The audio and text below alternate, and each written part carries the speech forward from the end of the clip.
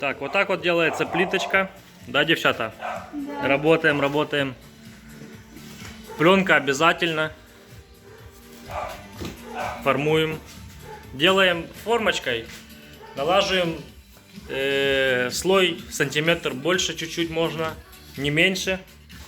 То не будет видно плиточку. Шпаклевка у нас стартовая. Фигня все. Есть декоративный валик.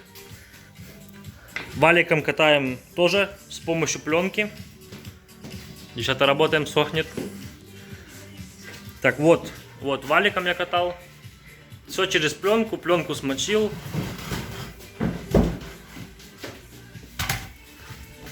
Формочкой прикольнее, ровнее, валиком можно уехать. Вся плитка разная. Потом покрасится.